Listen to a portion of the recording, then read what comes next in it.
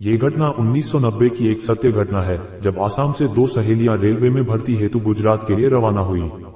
रास्ते में एक स्टेशन से गाड़ी बदलकर उन्हें दूसरी ट्रेन से आगे का सफर तय करना था। पहली गाड़ी में सफर के दौरान कुछ लड़कों ने उनसे छेड़छाड़ की, जिससे वो काफी विचलित हो गई।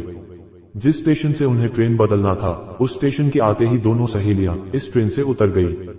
अगली गाड़ी में तो कम से कम सफर सुखद हो, यह आशा मन में रखकर भगवान से प्रार्थना करते हुए दोनों सहेलियां ट्रेन से उतरकर प्लेटफॉर्म पर पहुंची। वह दोनों भागते हुए रिजर्वेशन चार्ट तक पहुंची और चार्ट देखने लगी। चार्ट देख दोनों परेशान हो गई, क्योंकि उनका रिजर्वेशन कंफर्म नहीं हो पाया था। मायूस और न चाहते उन्होंने नजदीक में खड़े टीसी से गाड़ी में जगह देने के लिए विनती की। टीसी ने भी गाड़ी आने पर कोशिश करने का आश्वासन दिया। एक दूसरे को तसल्ली देते दोनों गाड़ी का इंतजार करने लगी।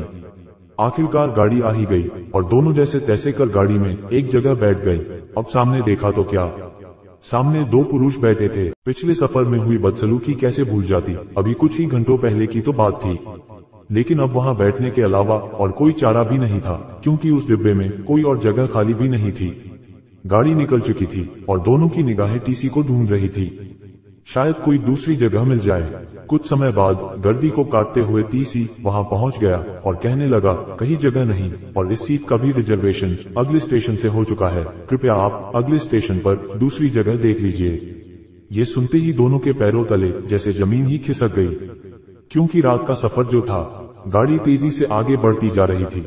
जैसे जैसे अगला स्टेशन पास आने लगा, दोनों परेशान होने लगी। लेकिन सामने बैठे दोनों पुरुष उनके परेशानी के साथ उनकी भय की अवस्था बड़े बारीकी से देख रहे थे।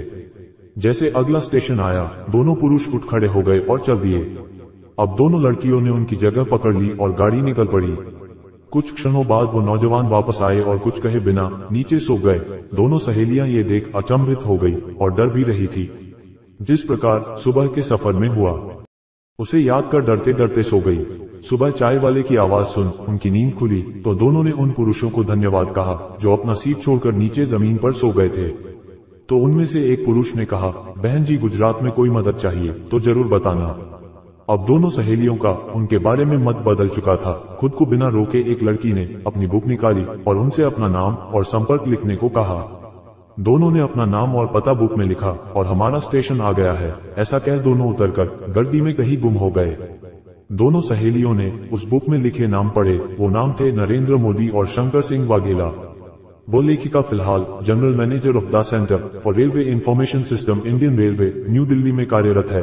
और ये लेख द हिंदू अंग्रेजी पेपर में पेज नंबर 1 पर ये train journey and two names to remember नाम से दिनांक 1 जून 2014 को प्रकाशित हुआ। तो क्या आप अब भी ये सोचते हैं कि हमने गलत प्रधानमंत्री चुना है?